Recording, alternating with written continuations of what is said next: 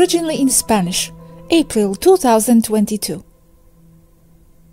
I have a question about soulmates, or whatever they are called.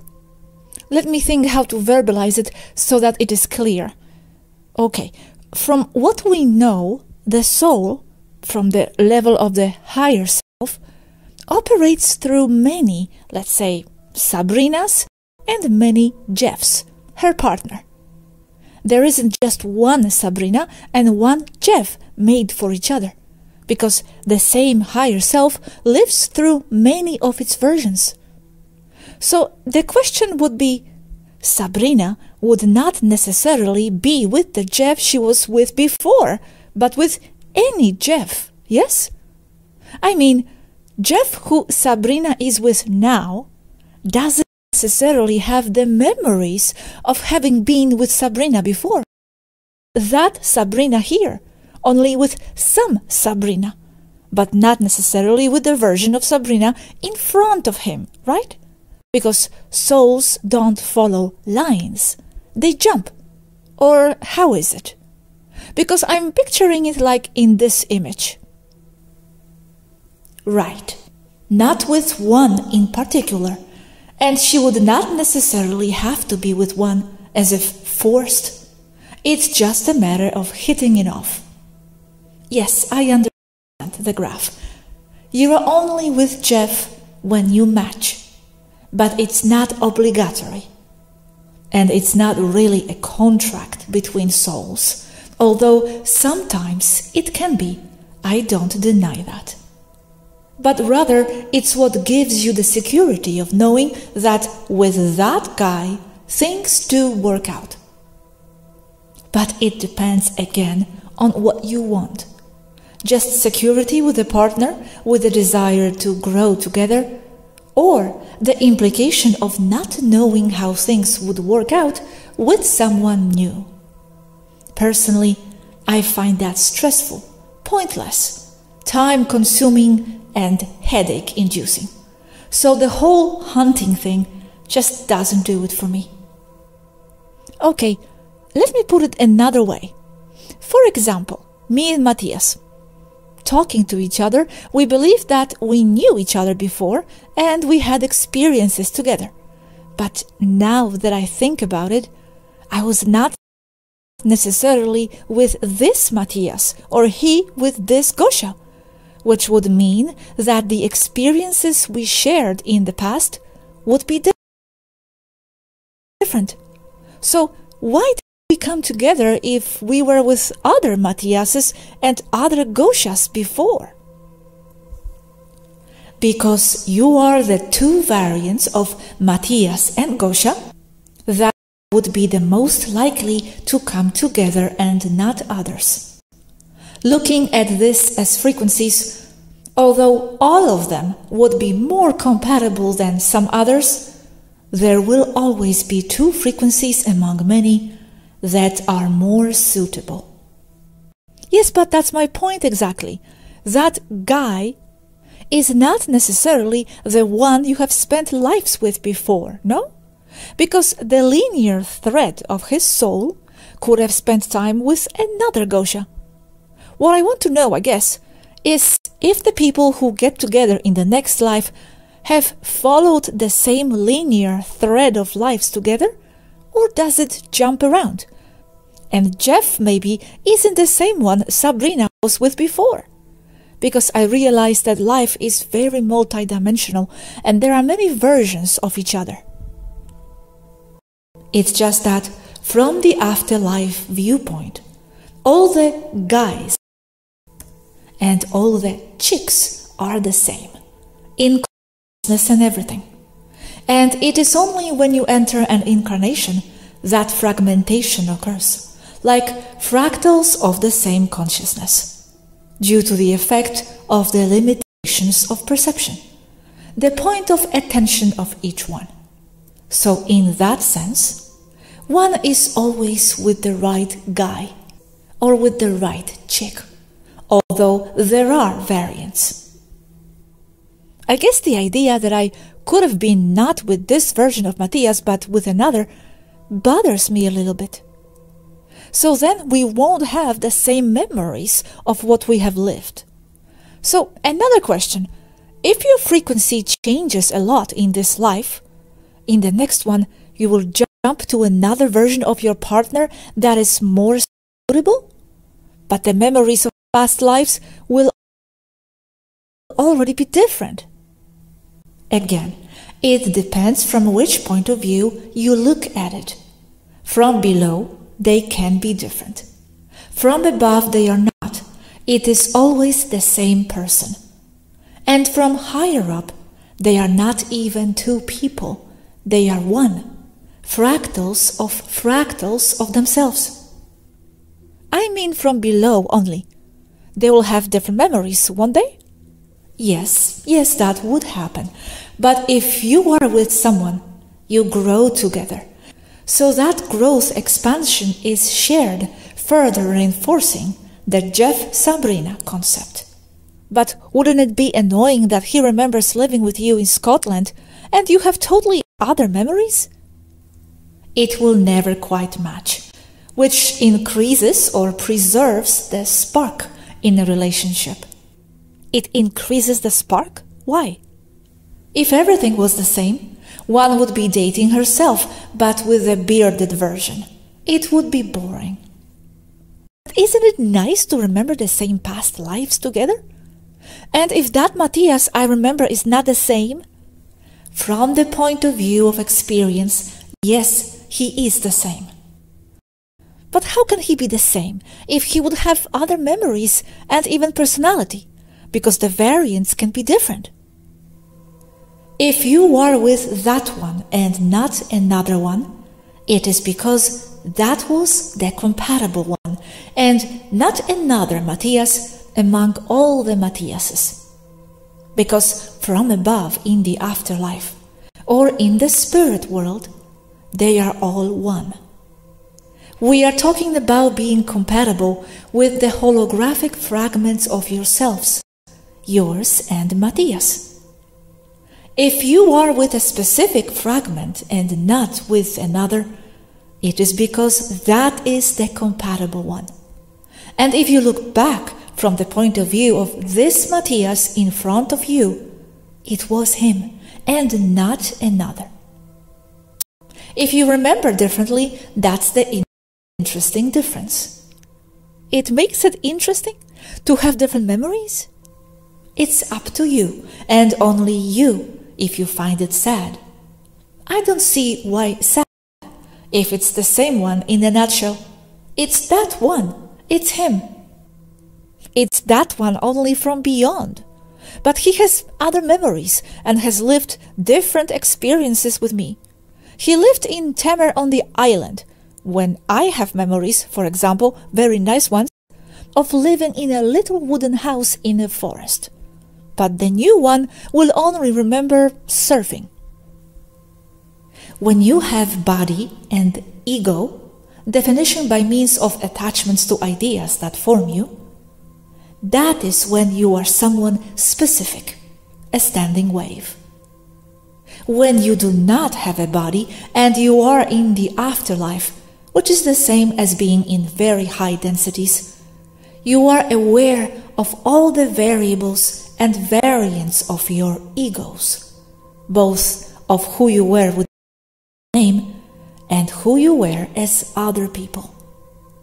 So all the Matthiases from above would be the same, and it will only apply to the specific one with that concept that it is not another from the incarnational point of view. And since from the point of view of an earthly 3D life there is only one Matthias, it boils down to the fact that this Matthias in front of you is the total summary of all the Matthiases that there were, are, and will be. He is the all the Matthiases together. The others, from the point of view of a 3D or even 5D life, do not exist. The one that exists is that one. Okay, but if you suddenly have 3 variants of the same one in front of you, which one would you choose? The one I get along with the best, of course. Imagine that the man you are with now doesn't remember any of that, what you remember, living in Erra, for example, and only remembers being with you in Temer surfing. Wouldn't that bother you a little? As if it wasn't yours? From the perspective below only. It depends on how it is taken, as something that increases the interest or as a loss. But if it becomes a loss, it would go together with other factors that would make me incompatible with that specific man. In general, very generally, the memories coincide between the two, at the level of understanding as having lived together in the past life or past lives. Not absolutely everything matches, but a big difference between forest and surfing would be noticed, and usually it doesn't happen, and it hasn't happened to me. Another thing is that the memories are of past lives, but in a non-linear way as seen from Earth. That is to say that a memory I have of being with my partner in the forest and he doesn't, often means that this is something that hasn't happened yet and is a map to go do things together in the near future. Wow! Explain this a little bit, please. Memories as maps of the future? That's a new one. Yes, but for that you need memory of many past lives. Not just a few, like the Taygetans do. Only with many can you realize loops, things that repeat. And we are already talking about remembering 10 past lives or more. And that is Sophia Swaruu territory. So how do you know which is which? If it is a memory that you have lived, or something that you are about to live, or by the fact that everything is cyclic, spiral, is it the same? It is only cyclical if you keep fueling the dynamic that forms the loop with attachments. By releasing attachments, you dissolve the loop. Okay, and why do you have to have many past life memories to realize that you are in the loop? You can be in a loop with only one past life. Just remember Swaruu Papriyananda, which was basically the same life 8 times. That is a loop by attachments formed with only one life. There will be also 2, 3, 4 and more. But they are not usual, because as they are from recent past lives, many people can see it and remember it, so it is easy for them to break the loop. The problem comes when the loop of cyclic repetition involves enough past lives to not remember some of them, leaving the person with no control over what happens in those lives that caused the unwanted repetitive loop. That is to say, that if the loop is formed by 10 past lives, one causing something in the next one, that in itself forms another one that turns around and forms the first one again, and if you remember 5 of those lives, but not the other 5, then those would be a problem, because you can't remember what happened there. You lose control. And it would also be the case of extremely high looping lives, of hundreds or thousands of lives coming back to the same place. And that gives the illusion of cyclic time that many talk about, being that time is not cyclical. It is people that cause it to be perceived as cyclical. And all because of not letting go of attachments. And if you dissolve the loop, then the memory will no longer be your map of the future, right? It will only be your future if you are still in the loops. you let go of attachments and your future maps dissolve, right? Yes, you would then be forming your future. So it is your very attachments to the ideas that form your identity, ego, self, that are holding you back from spiritual advancement. That means that suddenly you no longer have control over your actions and over your future, because you lose free will over what you yourself have formed with your own stubbornness to stick to what defines you and to correct experiences from previous lives, or to live them in other ways. Or always wanting the same partner because you miss them. Not letting go of that makes you have to go back to being the same person, even to match again in terms of compatibility with that same partner you stubbornly desire again. And so, in lower densities like 3D and 5D, you have a highly deterministic perception of life. Even the inherent programming of a living biological body of self-preservation fuels it. But it is you who are shaping and causing that determinism, because by not remembering previous lives, they dominate you. And they dominate you because they define you, and you cannot change them because you do not remember them. And it is directly summarized as that which defines you is the memory of past lives that is controlling you without you remembering it. And that is nothing more nor less than the unconscious, of which Carl Gustav Jung speaks, from where everything manifests. It is that.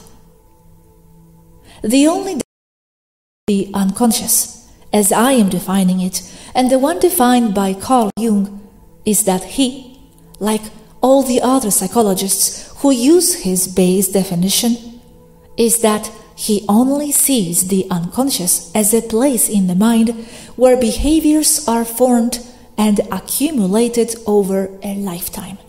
One lifetime. And as I observe it, giving Jung his rightful place, it is a phenomenon that is formed from countless previous lives that all come to form the present one, all giving a person the characteristics that define him or her today. What many people on earth define as innate, or as defined by the stars, being that the stars and people's attributes by zodiacal signs is nothing more than this definition I just gave you above, of a total set of past lives forming the personality characteristics of the present one.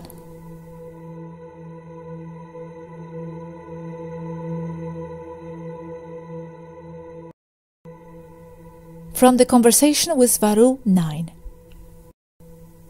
The Atmas, which are nothing more than the point of attention of the source and the source, enter into a loop of reincarnations as a repetitive circle. And if it is difficult to get out of a loop of a single incarnation, as happens to suicide victims, it is even more difficult to get out of a larger loop involving several incarnations, because it is not easy to realize that we are in one. And to make matters worse, the people in the loop may be living or not, interacting with each other, which is why Jose and Fernanda are such a happy couple and get along so well, and have been married for 22 years already, because they are the same Atma or soul. Or Pepe hates Miguel and doesn't know why, but he feels great antipathy because he remembers how bad he felt in that incarnation, and what he hates is his own reflection. And the spiraling loops grow and feed bigger ones, that in turn feed bigger ones, until they are once again the all, or the source. This, I tell you above, is what is remembered being here, and is accepted as empirically corroborated by countless races that do not have the veil of forgetfulness. These are the soulmates. Another phenomenon, an Atma or point of attention, enters physicality. For whatever reason, the zygote divides. It is usually planned. Always, rather, because nothing is by chance. And then, perfect univitelline twins are generated. This is a single Atma or soul in two bodies, exactly as in parthenogenesis. When this happens in Taygeta, the same Atma manages both bodies, because the connection with the source is total. It always is, it just appears not to be. But on earth, the veil of forgetfulness, or matrix frequencies, same thing anyway, causes a new point of attention to be generated. That is, the signal is now receiving 2 points of attention. And as the experiences of the perfect twins, as they grow up, separate or differ more and more, different interests are thus generated. This, on the soul level, is the creation of a new point of attention, which is the same as a new holographic fragment of source. Or, in other words, the new holographic fragment of the previous one. Soulmates are nothing more than the holographic fragments of ourselves that are energetically closer to our current frequency point of attention.